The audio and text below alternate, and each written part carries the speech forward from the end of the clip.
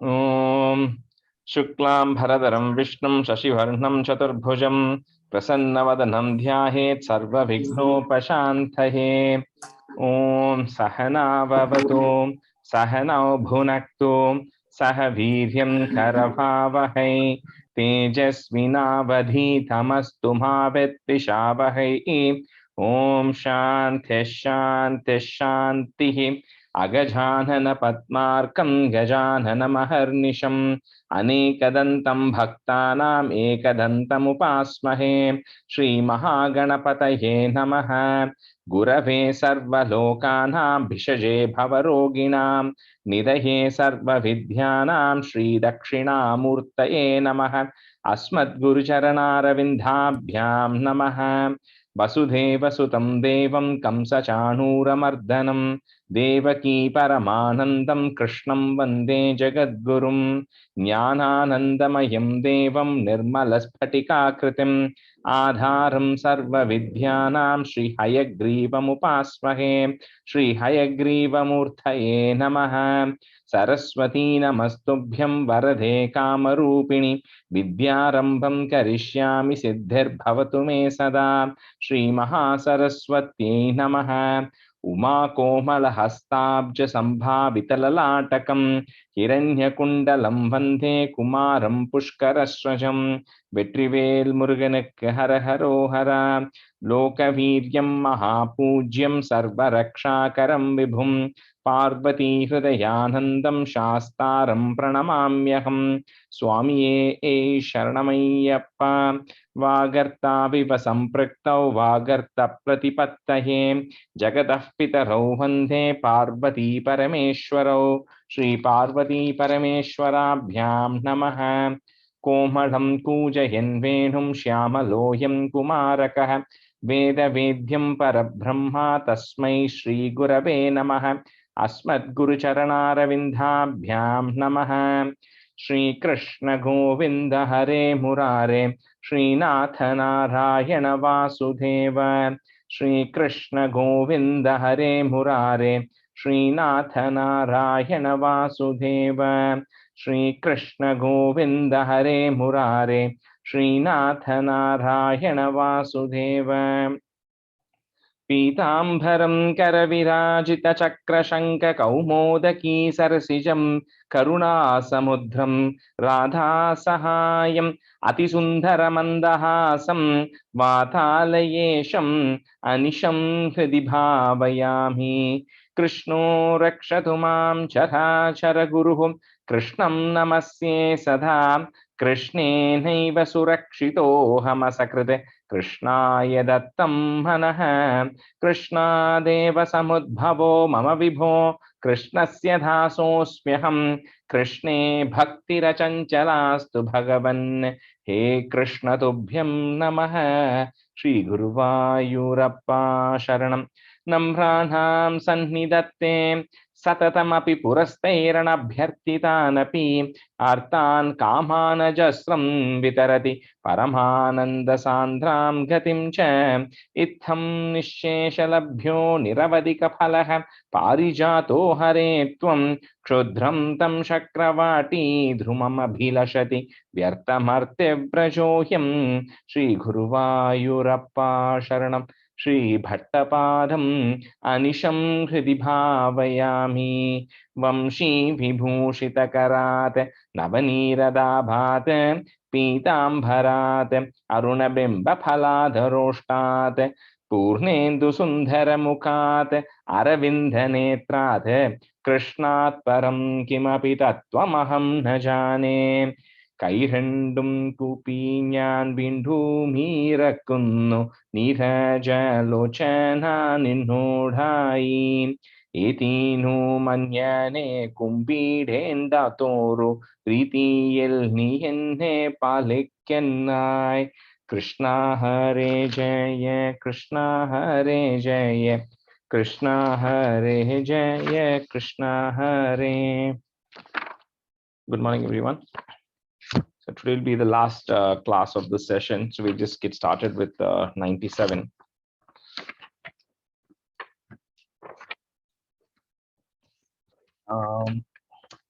So Shubhatra, can you be a student in the first half? And then Sridevi Garu, you can be a student. And second half, Jayashri, you and Srilata Garu can be student. Rajesh Garu, can I skip the class, Rajesh Garu? I will just listen because housework is going in my house. Oh, no worries, no worries. Let me. Sorry, Rajesh Garu. I will just listen today. Yeah, no worries. Let me just check. I think others. Let me see if anyone else joins. I'll assign it to somebody here for now. Okay. So first off, Sridevi and Shubhadra Garu. Shubhadra can join. Okay. So 97. So 97 has got two parts to it. First is Uttama Bhakti Prarthana, which is prayer for the Uttama Bhakti, for the highest of devotion, praying to get the highest of devotion. And the second half of it is an example of a person who had a highest devotion, which is sage Markandeya. So Markandeya Pakyanam comes in the second half of the chapter, right? That's how this chapter is split. So I think the first four stanzas are prayers, and then the Markandeya Pakyanam starts. Okay, so stanza 1. त्रैगुण्याद् भिन्न रूपं भवति हि भुवने हीनमद्योत्तमं यत् ज्ञानं श्रद्धा च कर्ता वसतिरपि सुखं कर्म चाहार भेदाः त्वत्क्षेत्रत्वन्निषेवादितु यदिह पुनस्त्वत्परं तत्तु सर्वं प्राहुर्नैर्गुण्यनिष्ठं तदनुभजनतो मंक्षु सिद्धो भवेयम्. So he starts off by saying that a lot of the things in this world, such as jnanam, jnanam is knowledge, shraddha, which is devotion or faith, karta, which is the doer himself or herself, then vasati, the place where you reside, and even the happiness, and karma, the acts that you do, aharam, which is the food you intake, and everything else. So all the various things that which are part of these things, you can classify it in several different ways, right? So here, but Bhattaripad is saying one way of classification is that whether they are pure sattvic or they have a rajas or a tamas quality to it, right? And even if you pick food as an example, right? If we can always say there are food which are sattvic food, and there is a definition, right? So this, something called as a Deshikan has written this Ahara Nigamam apdine, which says all the foods that can be eaten and all that cannot be eaten. Now, if you start looking at it, the first on the list is onion, which means 90% of the foods, meals we eat will go away, right? Not that it is bad, but it just says that that is not a sattvic food, right? So similarly, garlic, things like that, they're good for your body for various reasons. But when you if your goal is for purification of mind, and you want to have sattvic kind of food, then it doesn't fit into that category. That's all it is, right? So here he says all of these activities are, one way you classify them is they're all a combination of some levels of rajas and tamas gunam in the various things that is there. That's number one. And second is, you can always have things, you can either break them into madhya, uttamam. You can either say some of them are good, some of them are medium, some of them are low. Another way of classification, which is all these things are there. It is, however, Twat Kshetra, so your temples or your location where your temples are there, and then your worship, and then anything associated with you. He says, do not fall into this category. They are always beyond this sattvic, rajas, and tamas categories, right? So everything, all the activities which are pertaining to you, your temple, and related to you are always in the highest of categories. So anything I do, I'm going to associate with those things. Right? So when you're eating something also, which is he says, I'm going to associate it with you. So that way I automatically now I'm overriding the current state of this, which has got tamas and rajas. That won't impact me. And then I can get to that highest level of devotion because I'm going to associate with you and your place and your things for everything I do. And by doing that, I'll attain a level of perfection, or I need to. He's praying here. So Traigunyat Bhinna Rupam Bhavati hi bhuvane, comma, hina madhyottamam yate, comma, jnanam shraddha cha karta, comma, vasatirapi sukham karma chahara bhedaha. Traigunyad bhinna rupam bhavati hi bhuvane, hina madhyottamam yate, Jnanam Shraddha cha karta vasatirapi sukham karma chahara bhedaha. Traigunyad bhinna rupam bhavati hi bhuvane hina madhyottamam yat Jnanam Shraddha cha karta Vasatirapi cha sukham Karma chahara bhedaha. Manna vasatirapi cha angilla. Vasatirapi sukam. You don't have a cha there, right? I have it. Okay. Adu vendama? Anga cha. This is Jnanam Shraddha cha karta. Anga the cha is there. Okay, inge cha illiya. Okay. Jnanam Because api. Shraddha cha karta Vasitirapi cha sukham Karma chahara Okay, and the bhedaha. vasatirapi cha sukam endam because api automatically means also. So you don't need the and there. So vasatirapi sukham. Yeah. Okay. Okay. त्रैगुण्याद् भिन्नरूपं भवति हि भुवने हीनमध्योत्तमं यत् ज्ञानं श्रद्धा च कर्ता वसतिरपि सुखं कर्म चाहारभेदाः. So one small correction. Karta ku appuram comma irukku. Okay. Oh, okay. Okay. Okay. Thank you. त्रैगुण्याद् भिन्नरूपं भवति हि भुवने हीनमध्योत्तमं यत् ज्ञानं श्रद्धा च कर्ता वसतिरपि सुखं कर्म चाहारभेदाः. त्रैगुण्याद् भिन्नरूपं भवति हि भुवने हीनमध्योत्तमं यत् ज्ञानं श्रद्धा च कर्ता वसतिरपि सुखं कर्म चाहारभेदाः. Tvat kshetra tvan nishevaditu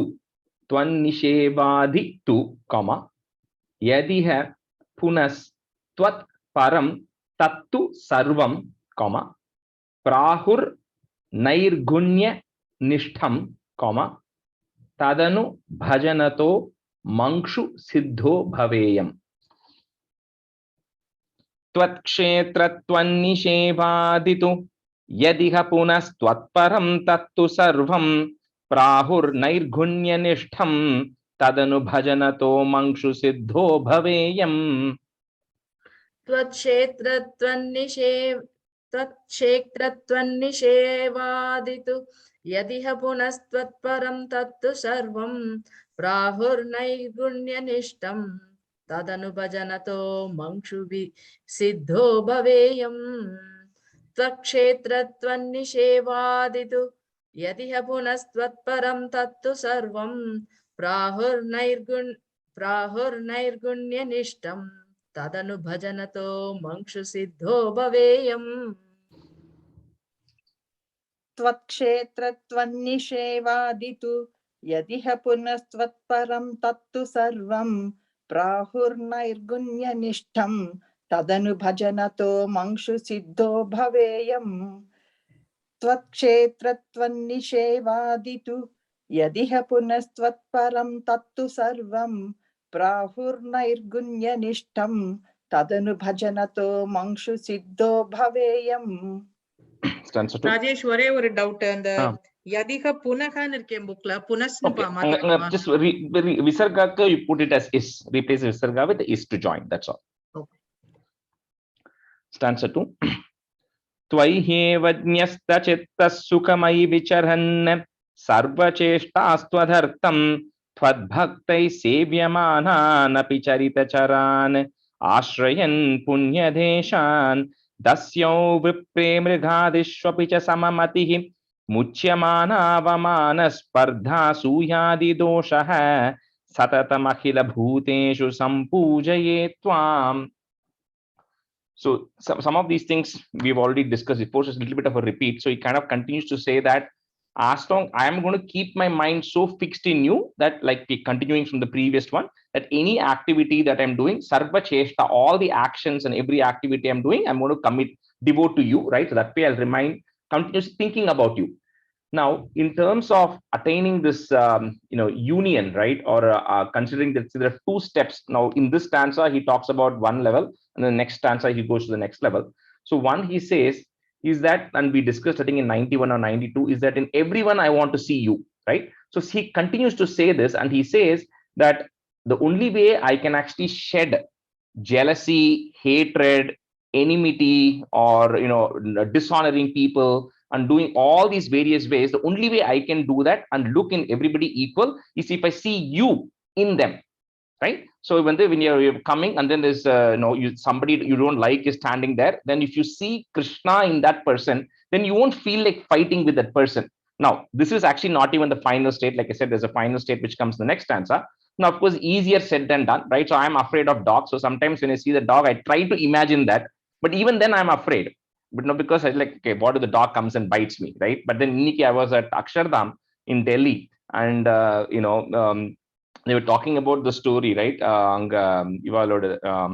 So anyway, so they were talking about how the Swami Narayan, right, when he was growing up and he had all these incidents where he used to see this, because he was also a blessed soul. So he used to see God in everybody and everything. So he never used to be afraid of people or afraid of things. So that's what here Padarpad is saying. At least as a step one, although I don't find everybody equal, I'll at least see you in them.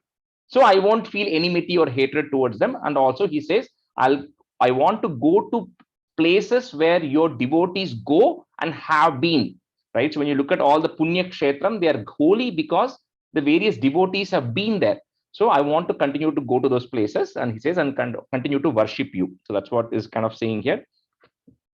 So Tvayeva Nyasta Chittaha is there. Put a is Chittas Sukhamai Vicharan, comma, Sarva Cheshtas Tvadartam, comma, Tvat Bhaktaihi, put a is Tvat Bhaktais Sevyamanaanapi Charita Charan. So that na that is there, we'll first put a in Charita Charan, comma.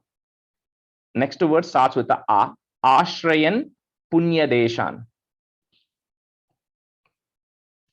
Tvayhevanyasta chitta sukhamai vicharan sarvacheshtastvadhartam tvadbhaktai sevyamanaanapi charita charan ashrayan punya deshan. Tvayevanyasta sukhamai vicharan sarvaseshtastvadhartam Tvadbhaktai sevyamanaanapi charita charan ashrayan punyadeshan. Shubhadran, the first line, last word, sarva cheshtas, cha. Sarva cheshtas tvadartam. Yeah, Okay. I think you can search on it, so just cha. Okay. Okay. Tvayevanyastasitchittas sukhamai vicharan sarva cheshtas tvadartam. Correctly, yeah. Swadartam Twadbhaktai sevyamanaanapi charita charan ashrayan punyadeshan.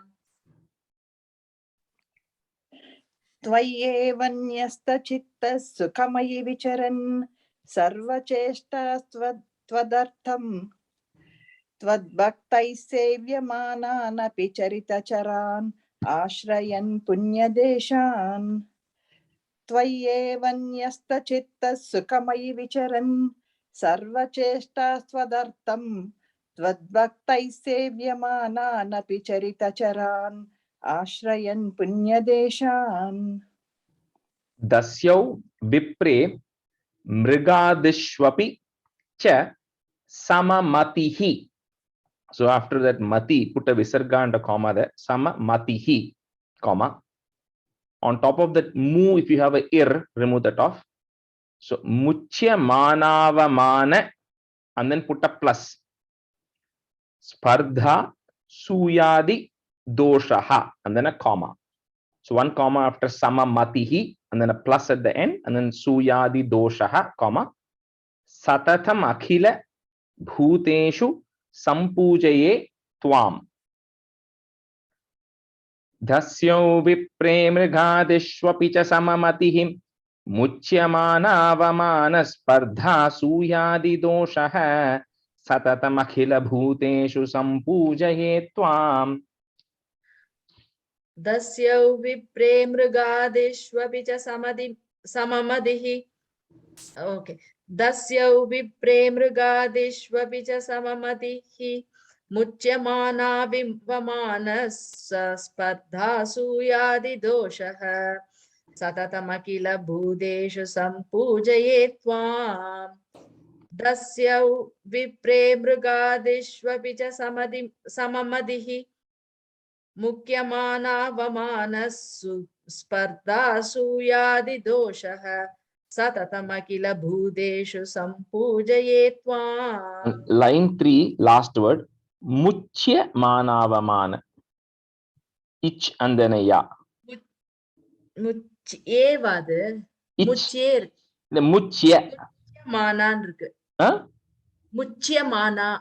Correct. Muchya mana. Yeah, I think when you said and the ich you didn't say, it sounded like something else. But anyway, you have it. Okay. Yeah. Thank you.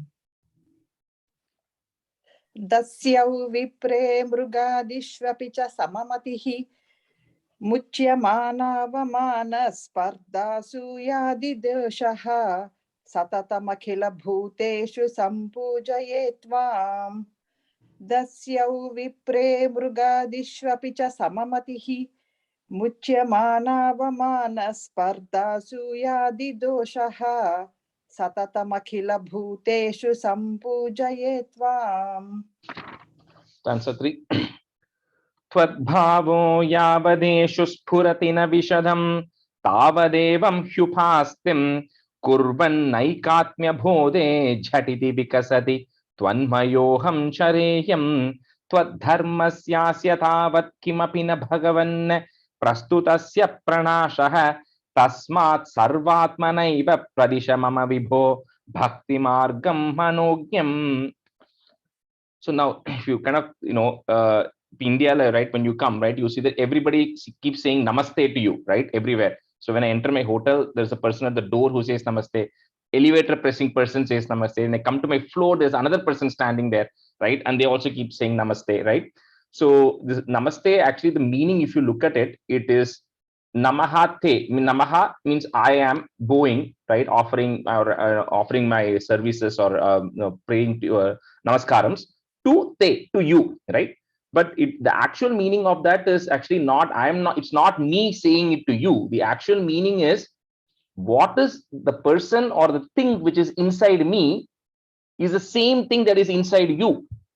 So I am considering the thing that is inside me as the thing inside you. So we are equals, right? So by doing that, because if the Paramatma is inside me, the same Paramatma is inside you. So that is just saying, kind of at the same level. So it cannot be that one person at a higher level to a lower person or a lower strata to say namaste. It doesn't make sense there. So that is the actual meaning. Now, to realize that, if you kind of think of the previous stanza, this is going one level further, right? Because in the previous stanza, we said, when I look at the thief, when I look at the friends, when I look at the animals, I'm not considering them equal. I may have hatred, I may have jealousy, I may have all those things, right? But step one is, at least if I see the Krishna in them, my hatred and jealousy towards them will come down. That is step one. But the eventual goal, which Bhattacharya says, is eventual goal is to realize that everything is the same. It's the same soul or the same Paramatma which is there in everybody, right? And he says, till I reach that level, he says, I'm going to continue to pray, or I'm continue to behave the way I said in the previous stanza. So that's what he's actually saying, that once I realize that the oneness in everybody, right, which is the true meaning of the namaste, till that is realized, which is going to take very difficult, is one thing is to say, second is to comprehend, understand, and third is to implement it, right? So there are various steps in that process as well. So anyway, he says, till all that happens, I will continue to worship you in this way. And once that knowledge dawns to me, then I'll identify everything as you itself. It's the same you, right, everywhere, and there'll be no differentiator. So I don't even have to think of Krishna being in somebody. I will just, that itself is the same. So that's what he says. So till that point, he says, I'll continue to worship you in this way. So tvat bhavo yavadeshu spurati na vishadam, comma, tavadevam hyupastim. So hyu, H-Y-U, hyupastim, comma, kurvan naikatmya bhode jhatiti vikasati, comma, tvan mayoham chareyam.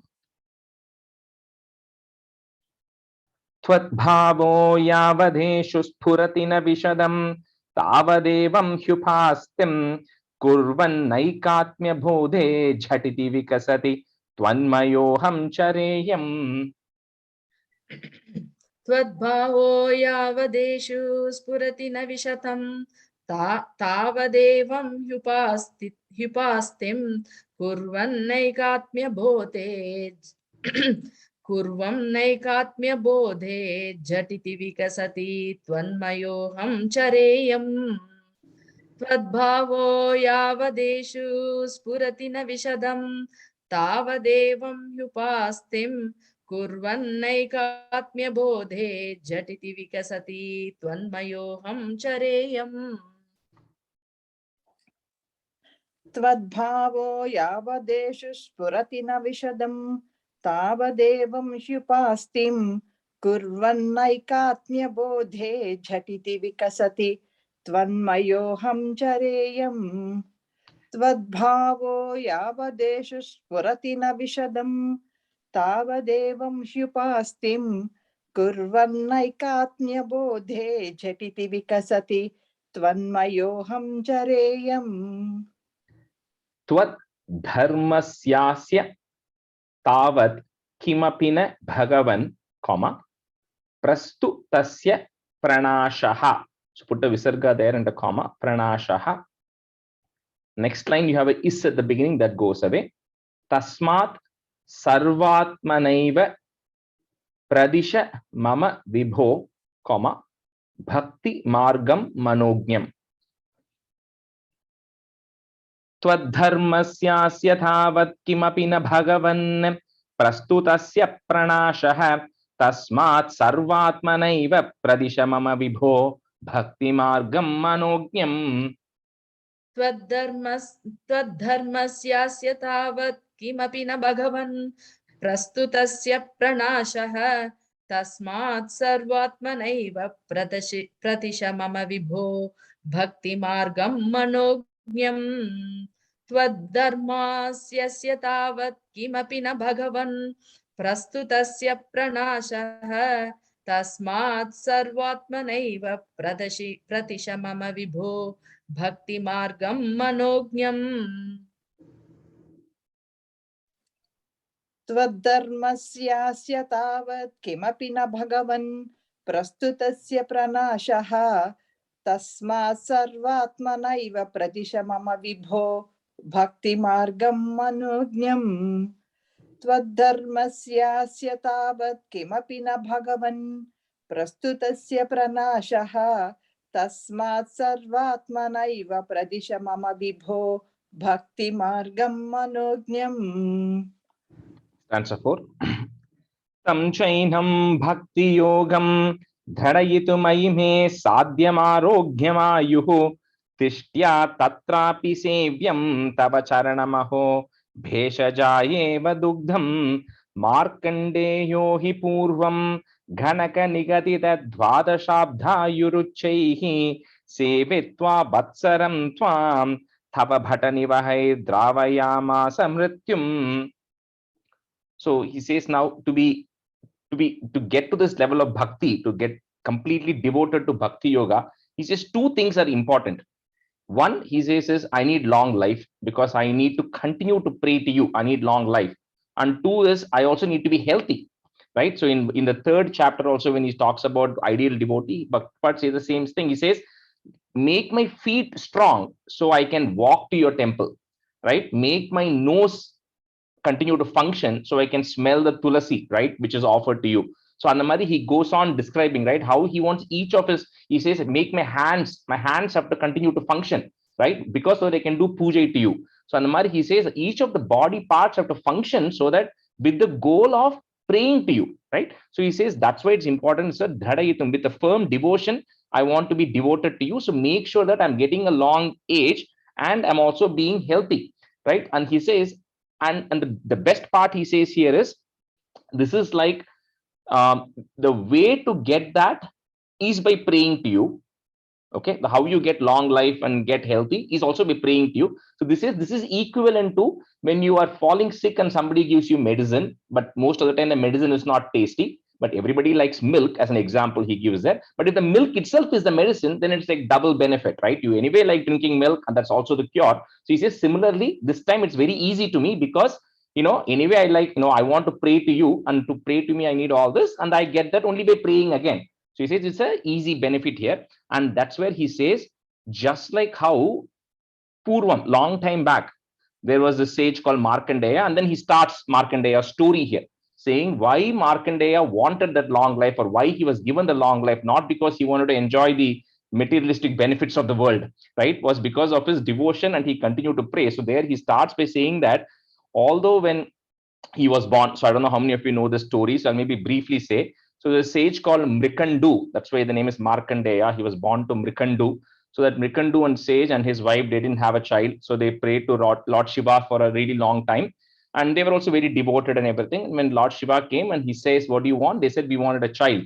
So he said, I'll give you two choices. I'll give you one who will live up, who's very devoted and pious, but will live only up to 16 years. And the second is I'll give you somebody who will live for a really long time, but may not be devoted and pious. So of course they pick the first option. And this child ends up growing to be like very devout and a very well-learned person that even by the age of 10, 11, he knew all the Vedas and he was completely devoted. And one day, his parents are very worried. And then he asks what happens. He says that, it's 16th birthday of yours, you're going to die because that's all your age limit is. So he says, that's okay. You know what? At the end of the day, there's no limit, right? Everybody has to die. So Anala, there's no issue. But then he says, I'm continue to be praying. So he was praying to Lord Shiva. That's when the Yamadutas come. And because of the tejas that Markandeya had, the Yamadutas could not do anything. So Yama himself had to come to, take the soul away from Markandeya. And that's when he tried to pull and Markandeya was hugging the Shiva Lingam. And then Shiva then came out of the Shiva Lingam and then told, that Markandeya cannot be taken. And he's going to remain 16 forever, so that he continues to be devoted. So that is the reason, so that not because he can enjoy the pleasures of the world. So similarly, the emissaries came, or Shiva's emissaries came, and they drove away. So that's what he says. And this he just says it in 2 lines, saying that he was, he was then given like the permanent Chiranjeevi thing, right? So, and then the story goes for. Sorry, go ahead. Chalunga. Like if you go to any of the Divya Kshetram, that 108 that you have, most of the not most, at least few of them have Markandeya Maharishi in the Garbhagraham. Correct. Like Tiruvallur Kovil, Sri Veeraragava Perumal Kovil, Koppiliyappan Kovil, you can see Markandeya Maharishi in the temple, in the Garbhagraham. And he's contributed so much. The entire Devi Mahatmyam text was written, like so many things, right, that Markandeya has kind of contributed, right, to this as part of him being there. So tam chainam bhakti yogam, dradayitum ai me sadhyam arogyam. You can break it. Sadhyam arogyam ayuhu. Put a visarga at the end. Ayuhu. Rajesh, where is the first break? Where is the first break? After bhakti yogam. Okay. Bhakti yogam, then dradayitum ai me sadhyam arogyam ayuhu. Visarga and a comma. Next line on top of the dishtya, if you have a ir, that goes away. So it becomes dishtya tatrapi sevyam tava charanamaho, bhesha jayeva dugdham. Tam chainham bhakti yogam dradayitumai me sadhyamarogyama dishtya tatrapi sevyam tava charanamaho bheshajayeva dugdham. Tam chainam bhakti yogam dradayitumai me sadhyamarogyamayu dishtya tatrapi sevyam tava charanamaho bheshajayeva dugdham. Tam chainam bhakti yogam dradayitumai me sadhyamarogyamayu dishtya tatrapi sevyam tava charanamaho bheshajayeva dugdham. Tam chainam bhakti yogam dradhayitumai me sadhyamarogyamayu dishtya tatrapi sevyam tava charanamaho bheshajayeva dugdham. Tam chainam bhakti yogam dradhayitumai me sadhyamarogyamayu dishtya tatrapi sevyam tava charanamaho bheshajayeva dugdham. Markandeyo hi purvam, comma, Ganaka nigaditha dwadashabdhayur uchchaihi. So that's one word. Dwadashabdhayur uchchaihi, comma, Sevitva vatsaram tvam, comma, Tava bhata nivahair dravayamasa mrityum. Markandeyo hi purvam Ghanaka nigadita dvadashabdhayuruchaihi Sevitva vatsaram tvam Tava bhata nivahai dravayamasa mrityum. Markandeyo hi purvam Ganaka nigidita dvadashabdhayuruchaihi Sevitva vatsaram tvam Tava bhata nivahai dravayamasa mrityum. Markandeyo hi purvam Ganaka nigadita dvadashabdhayuruchaihi Sevitva vatsaram tvam Tava bhata nivahai dravayamasa mrityum. Markandeyo hi purvam Ganaka nigadita dvadashabdayuruchaihi Sevitva vatsaram tvam Tava bhata nivahair dravayamasa mrityum.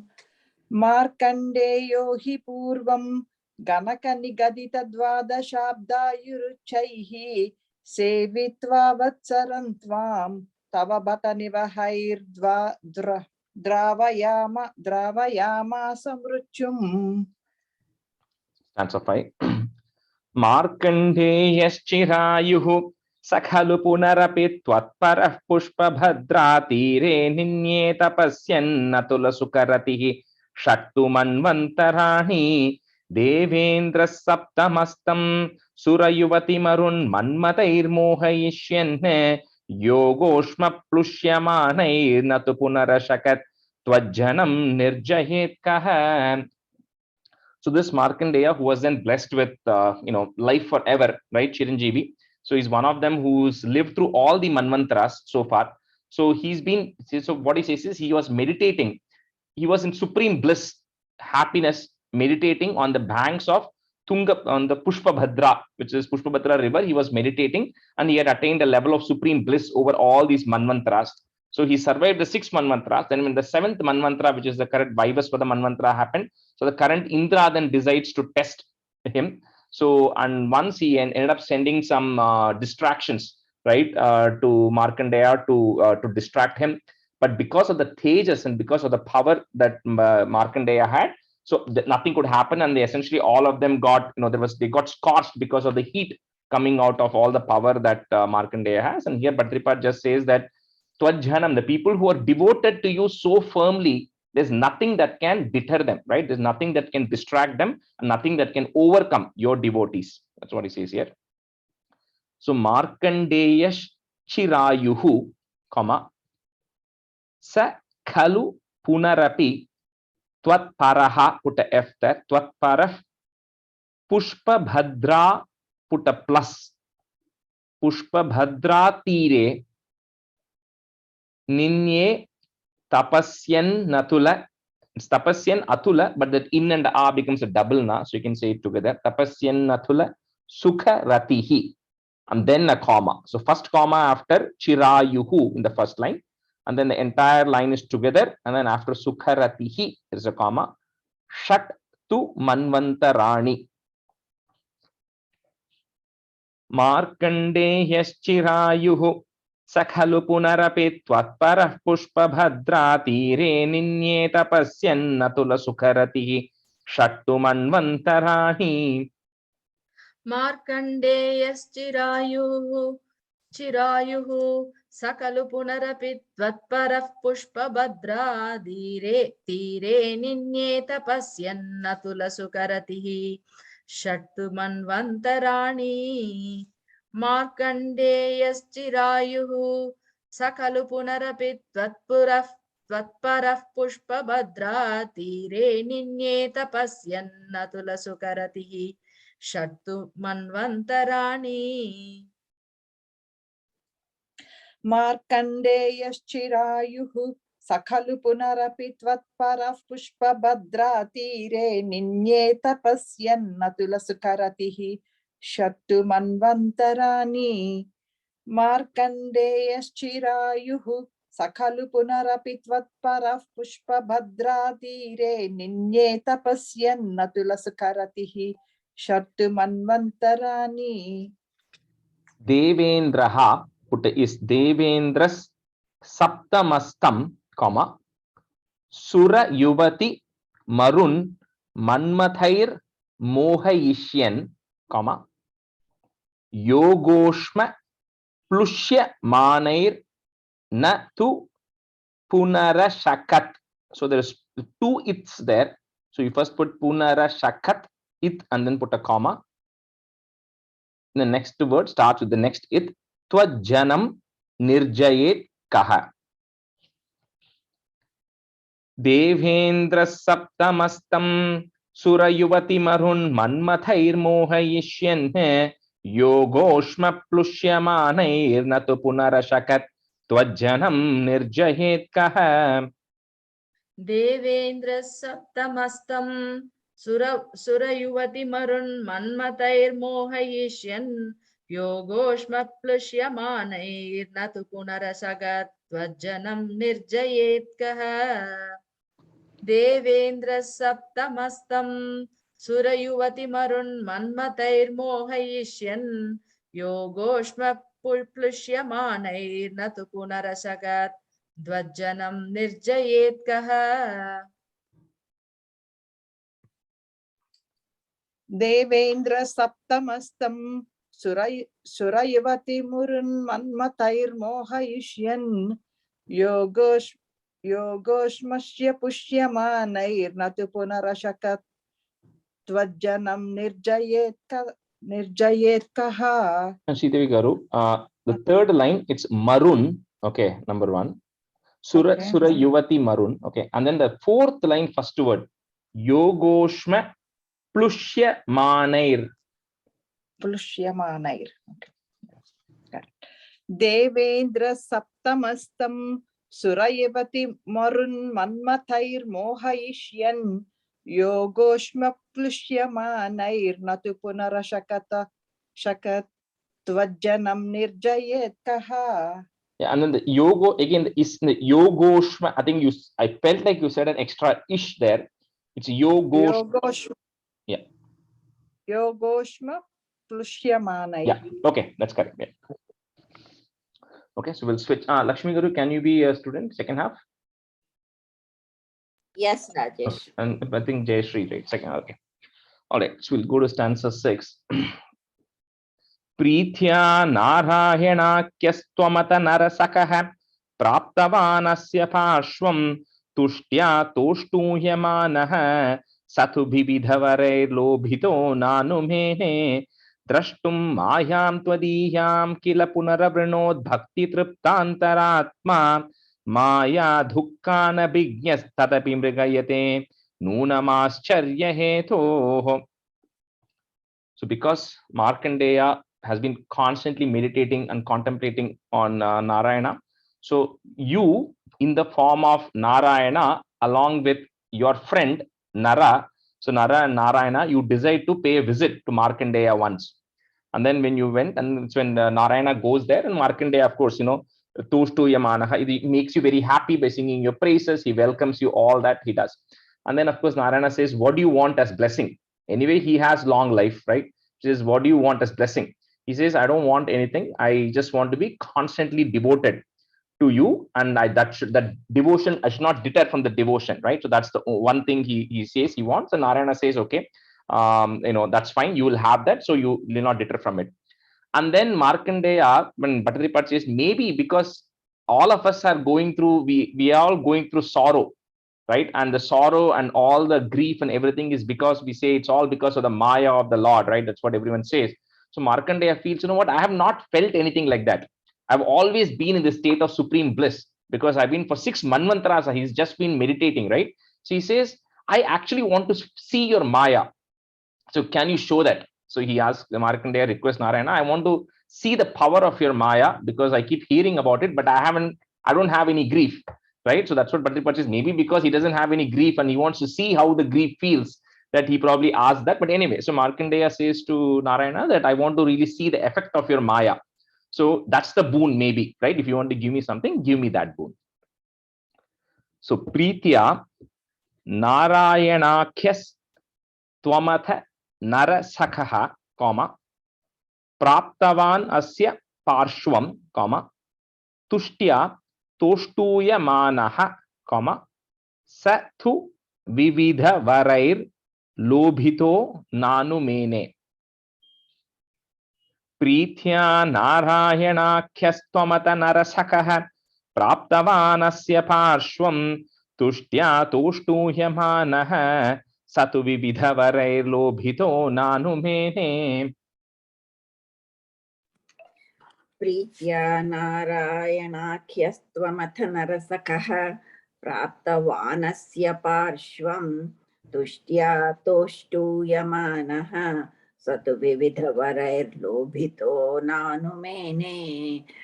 Pritya Narayanakhyastvamata narasakaha praptavanasya parshvam tushtya toshtuyamanaha Satu Vividhavarair Lobhito Nanumene.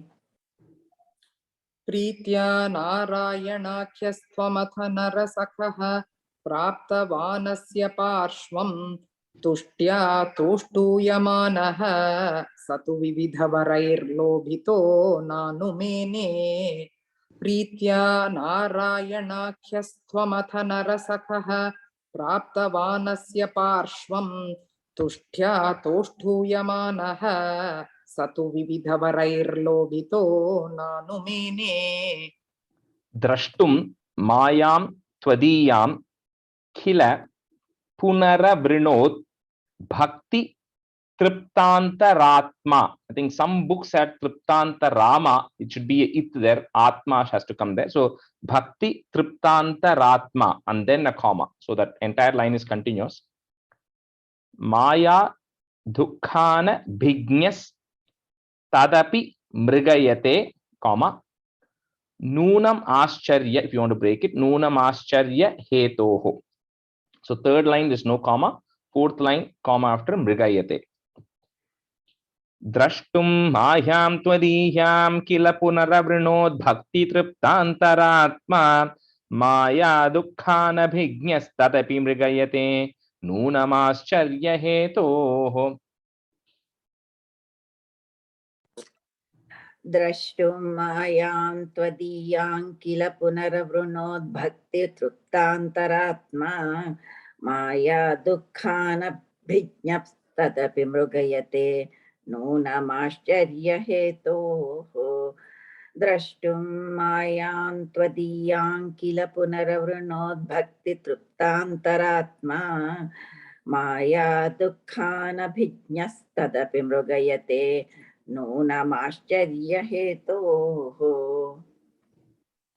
Drashtum Mayam Twadiyam Khila Punaravrinod Bhakti Triptantaratma Maya Dukkhana Bhignyas Tadapi Mrigayate Noonamascharya Hetoho. Drashtum Mayam Twadiyam Kila Punaravrinod Bhakti Triptantaratma Maya Dukkhana Bhignyas Tadapi Mrigayate Noonamascharya Hetoho. Stanza 7. Rajesh ji, Yeah. is Markandeya still alive? Yeah. So we'll be able to see him? I mean, that's a, so nobody knows, right? Like even Hanuman is, they say, still alive. Markandeya is definitely alive, but I don't think anybody has seen, or like, I don't know, no one knows even where he is. Or Anjaneya is supposed to be alive. Yeah, so a lot of people like that are alive. Somewhere in the Himalayas. Yeah, somewhere. even Parshurama, is alive. So, but no, you don't know where they are. But technically, lot of Thiruvannamalai, lot of Siddhargala, they are alive. They come out at night. Videos sometimes varum. I don't know whether it's True. Even, yeah, a lot of Siddhas are also alive. So he definitely, Markandeya is alive. And yeah, he's been alive through 6 Manvantras, and the 7th one also he is. And he's the one who's going to stay through all the Manvantras as well. So, yeah, so it's a, yeah, technically, yeah, but I don't know who can or how, but. We need to be blessed to see them. I know. Stanza 7. Yathe tvaihashu Vata kula jalada galat toya purnati ghurnat saptarno rashi magne jagati satujale sambhraman varsha kotihi dhina praichishta dhure vatadala shayanam kanchidascharya bhalam tvameva shyamalangam vadana sarasijanyasta padangulikam. So after Narayana says, okay, Markandeya requests that I want to experience your Maya. So then few years pass, right? He continues in his meditation. And one day there is unusually heavy rain. And it as if when the time for the pralayam comes, right? So it starts raining that way. And everything gets washed out. And says all the seas start overflowing and the entire world gets submerged. And because Markandeya always survives, right? He has to remain alive. That's the blessing he has. So he realizes that everything and everybody around him is completely gone. And he's the only person left right now. And he's just swimming. He's just water everywhere. And Varsha Kotihi, for millions of years, he's just swimming in the water. And this thing doesn't seem to end. And he just keeps on swimming and doesn't know what's happening. And then at one point, he just gives up, like he's not able to continue to be there because it's just water everywhere, right? So he's just unable to do anything. And when he's about to give up, so at that time, Praichishta Dhure, at the very distance, right, he sees something.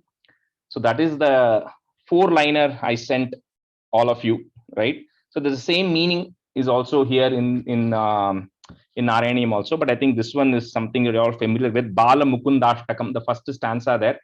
Right, so we'll say that at the end of this, but I'll kind of explain the meaning there, where he says Karara Vindhena. Aravinda means lotus.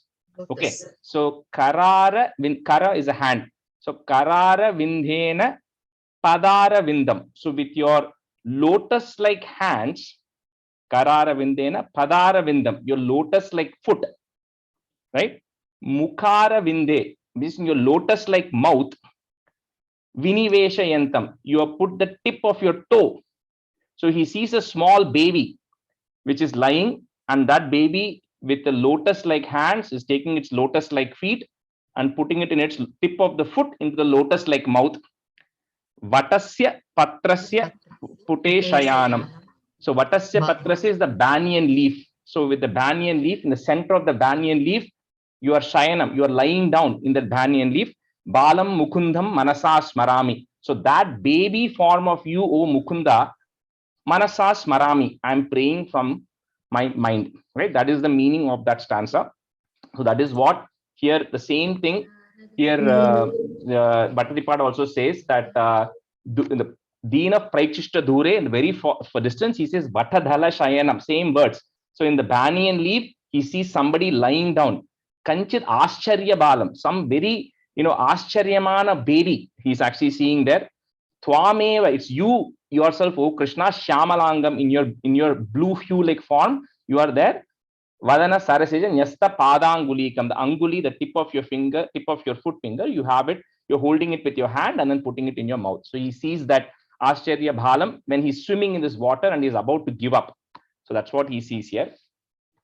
So we'll say this, and then maybe one time, Jayashree and Lakshmi Gaur, I'll say that other thing, and you can also repeat it, and you can write it and keep. So simply in the Parayanam, after the 7th, we'll say that 4-liner, okay?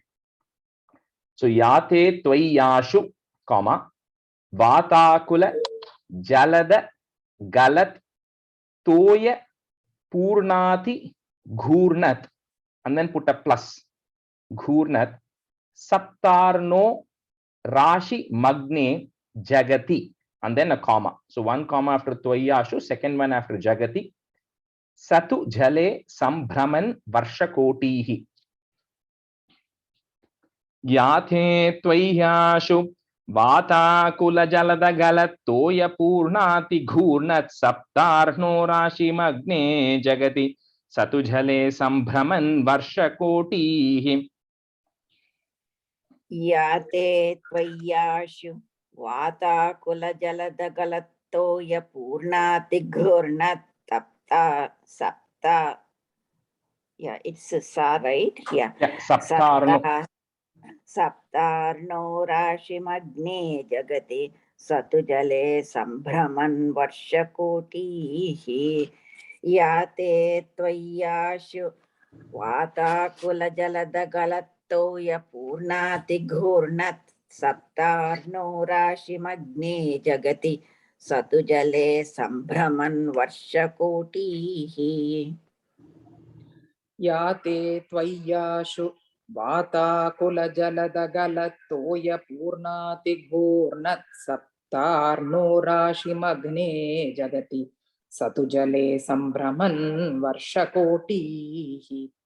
Yate tvayashu Vata jalada galatoya purnati ghurnat saptarno rashi magne jagati satujale sambhraman varshakoti.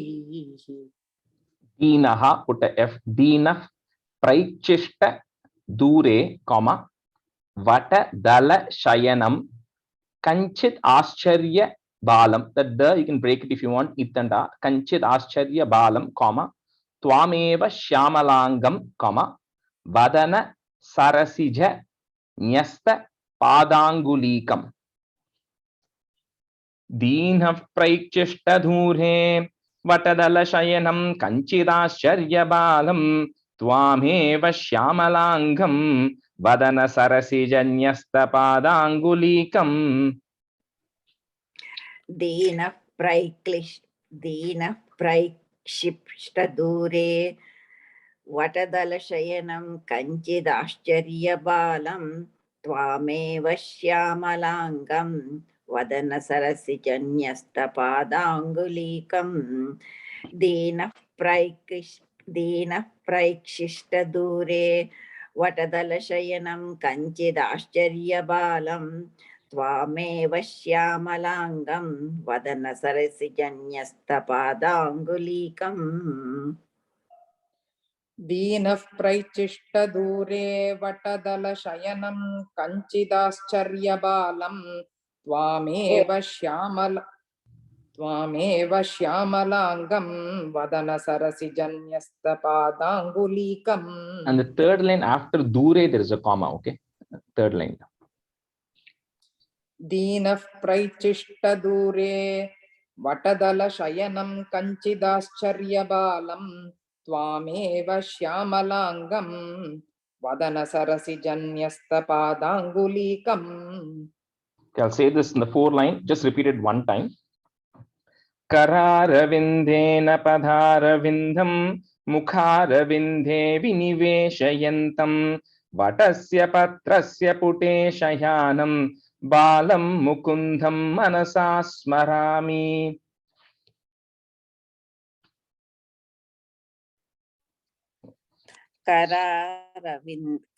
Let me get, okay.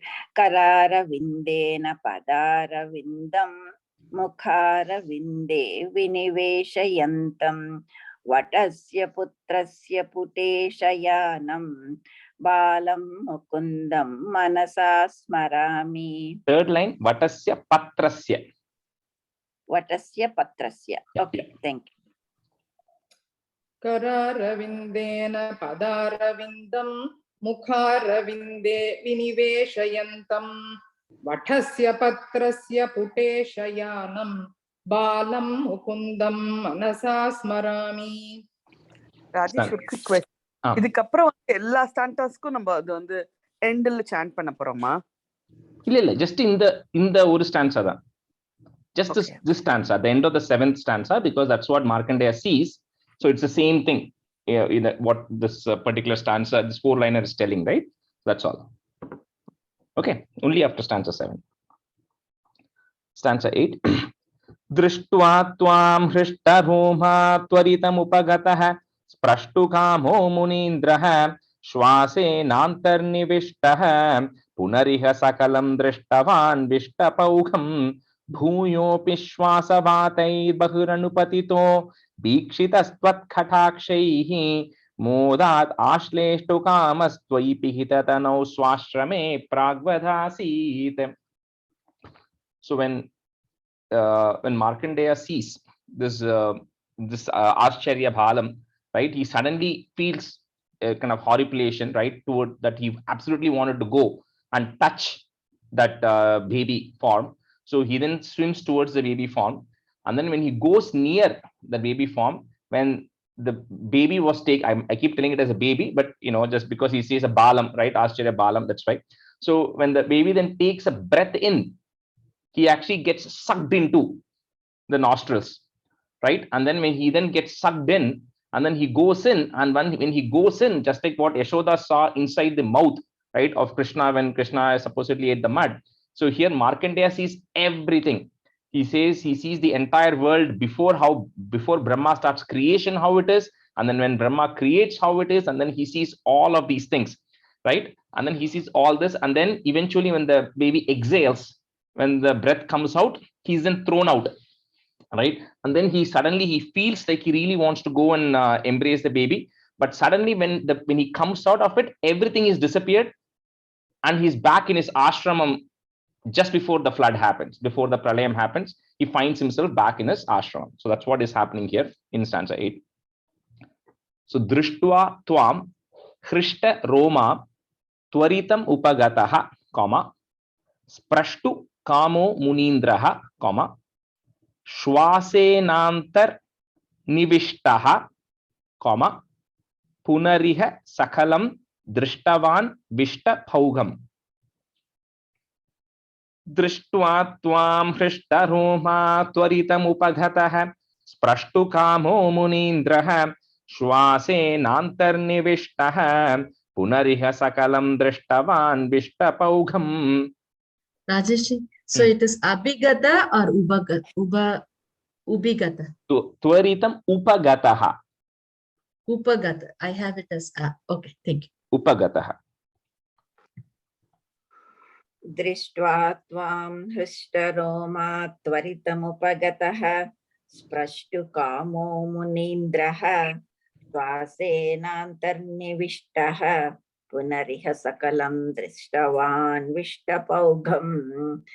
Drishtva tvam hristaroma tvaritamupagataha sprashtu kamo munindraha svasenantarnivishtaha punariha sakalam drishtavan vishtapaugham. दृष्ट्वा त्वां हृष्टरोमा त्वरितमुपगतः स्प्रष्टुकामो मुनीन्द्रः स्वाशेनान्तर्निविष्टः पुनरिक सकलं दृष्टवान् विष्टपौघम्.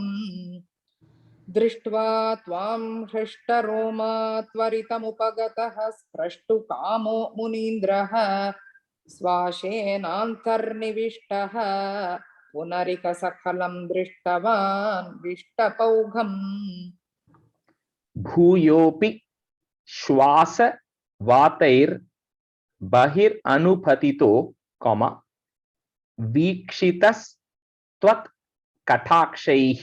So put a visarga at the end and a comma. Tvat katakshaihi. Next line on top of that, mo, if you have a ear, you can remove that. So the next word, modadashleshtu, if you want, you can say it together, modadashleshtu. If you want to break it, it becomes modat ashleshtu. So modat ashleshtu kamas tvai pihita tanau swashrame pragvadhasit. So that line, there's no pause, continues. Bhuyopi shwasavatai bahiranupatito वीक्षितस्त्वत्कटाक्षैः मोदादाश्लेष्टु कामस्त्वयि पिहिततनौ स्वाश्रमे प्राग्वदासीत्. भूयोऽपि श्वासवातैर्बहिरनुपतितो वीक्षितस्त्वत्कटाक्षैः मोदादाश्लेष्टुकामस्त्वयि पिहिततनौ स्वाश्रमे प्राग्वदासीत् भूयोऽपि श्वासवातैर्बहिरनुपतितो वीक्षितस्त्वत्कटाक्षैः मोदादाश्लेष्टुकामस्त्वयि पिहिततनौ स्वाश्रमे प्राग्वदासीत् भूयोऽपि श्वासवातैर्बहिरनुपतितो वीक्षितस्त्वत्कटाक्षैः मोदादाश्लेष्टुकामस्त्वयि पिहिततनौ स्वाश्रमे प्राग्वदासीत् भूयोऽपि श्वासवातैर्बहिरनुपतितो वीक्षितस्त्वत्कटाक्षैः मोदादाश्लेष्टुकामस्त्वयि पिहिततनौ swashrame pragvadasit. Rajesh ji, is there comma after pihida now? No, there's no comma there. It's continuous. I think Jeshi was briefly pausing, but yeah, there's no comma there. Last line. Stanza 9. Gaurhya sardham tadagre purabidhatagatah twatpriya prekshanarti siddhane vasya dhatva स्वयमयमजरा मृत्युतादीन गतो भूत एवं त्वत्सेवयैव स्मररिपुरपि स प्रीयते येन तस्मात् मूर्ते त्रय्यात्मकस्त्वं ननु सकल नियन्तेति सुव्यक्तमासीत्. So when Markandeya then comes back to his ashram, he's kind of in a state of trance because he just did not, he cannot comprehend what actually happened, right? So all of a sudden he saw this, then he was swimming for millions of years, and then he saw this, and he suddenly came back. So also being pleased by his meditation and his devotion to you, Shiva and Gauri, so Parvati, once decided to then at that time end up visiting him, and they visiting him, and then Shiva then explains to Markandeya that this is, you wanted to see the Maya of Vishnu and Narayana, and this is what was the Maya. Was all of this did not happen at all actually, because all of this in the actual instant of time, it's just a regular fraction of a second has passed, but you experienced all this as if it was millions of years that you were actually swimming in all this, and it was all of that actually you experienced it, and that's the power of the Maya that is there. And Shiva came, and Shiva then again, because Markandeya is a devotee of Shiva anyway, he blessed him and everything. And anyway, here Bhattaripat says that in this, even when Shiva came to bless him also because of his devotion to you and to you, O Krishna. So so just praying to you, automatically all the other gods will also come and bless everybody. Shiva and Gauri also came to bless him because Markandeya was meditating on you. So you are the highest. Bhattaripat being so devoted, he says because of that, even Shiva and Parvati came and blessed him as well to bless Markandeya. So Gaurya Sardham Tadagre Purabhidatha Gataha, that is there, you can remove it. Gataha, comma, Visarganda, comma, Twatpriya Prekshanarthi, comma, Siddhanevasya Dattva, comma, Swayam Ayam Ajara, Swayam Ayam Ajara, Mrityu Tadhin Gato Bhut. So one comma after Gataha, then after Dattva in the second line.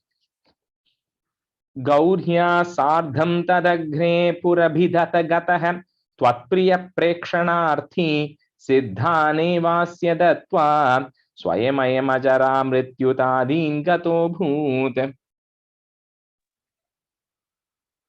Gaurya sadham tadagre purabhidata gatah tvatpriya prekshanarthi siddhane vasya dattva स्वयमयम अजरां मृत्युतादीन गतो भूत.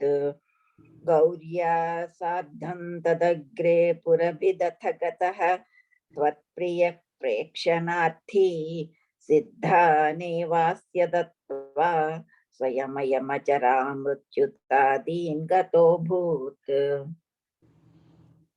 गौर्या सार्धं तदग्रे पुरभिदथ गतः त्वत्प्रिय प्रेक्षणार्थी सिद्धानेवास्य दत्त्वा स्वयमयमजरां मृत्युतादीन गतो भूत.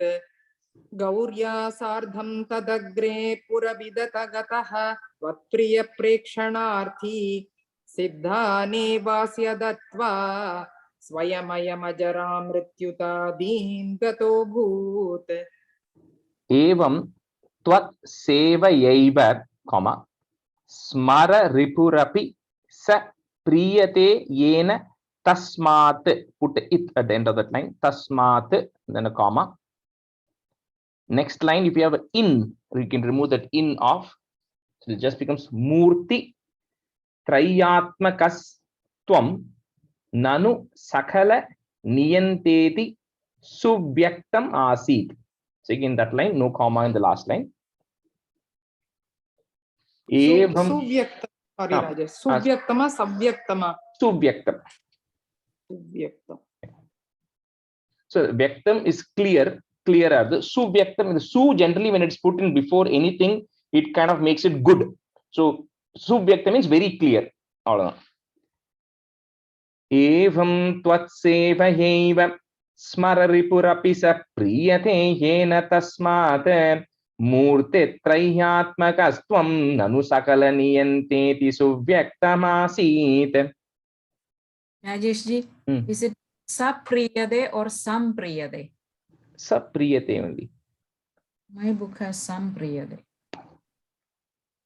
Because here Sapriyate is your one who's favorite to you. I don't know what others have. Sa only, right? Jayashree and in Telugu it says Sapriyate. Sapriyate. Sapriyate. Okay. All right. So you can just correct it. Yeah. Evam tatsevayaiva smararipurapi sapriyate yena tasmat murtitrayatmakastvam nanu sakala niyanteti subhyaktam-asit. Garu, that third line, tvatsevayaiva. Okay. Evam tvatsevayaiva smararipurapi sapriyate yena tasmat murtitrayatmakastvam nanu sakala niyanteti subhyaktam-asit.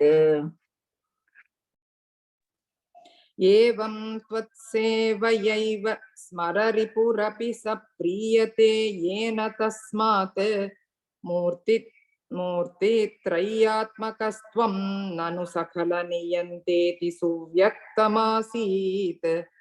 Evam tvatsevayaiva smararipurapi sapriyena tasmat murtitrayatmakastvam nanu sakala niyanteti subhyaktam-asit.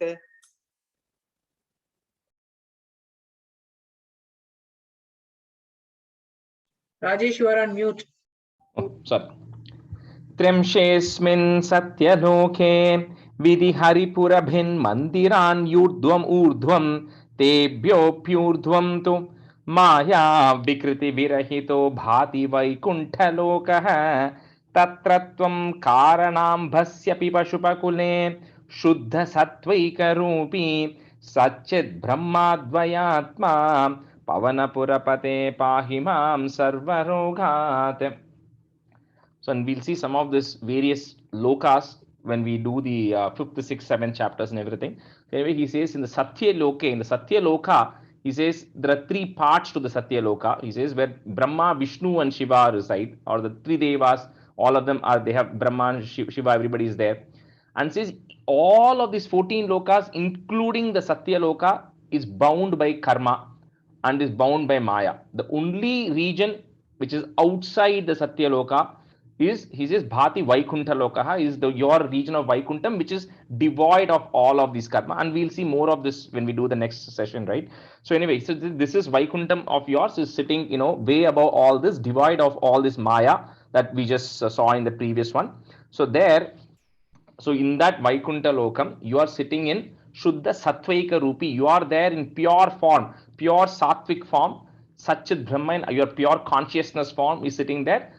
Advayatma, in your non-dual form, as a singular form, you are there. And Bhattaripada also says, however, you are there in Vaikuntham and you are also there here in Pashupakule, in the cowherd's house, in the Gopika's house. So you are there in Vaikuntham and you are also there in the cowherd's house.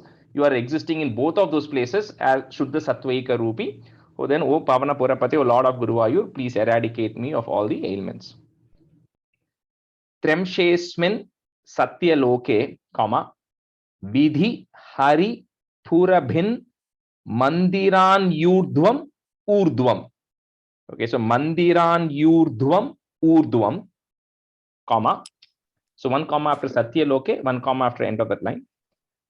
Tebhyo Pyurdhvam tu, comma, Maya Vikriti Virahito Bhati Vaikuntha Lokaha. Rajesh, ஒரு quick question.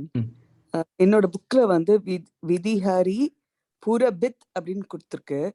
நீங்க அது வந்து அது வந்து என்னன்னாக்கா, see even the last thing, right, it was in but we made it tasmat in the third line, right, and then the in was there in the next line, right?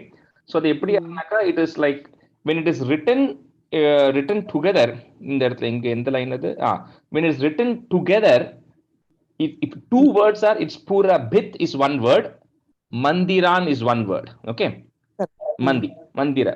But when it's written together and the it vande, if it comes after before a ma, it becomes a in. So the same logic applied in the previous stanza, the same thing is applying here. So because here it is one word, it is a in. Okay. So you change it to an in. So Vidhi Hari Pura Bhin Mandiran Yurdhvam Urdhvam.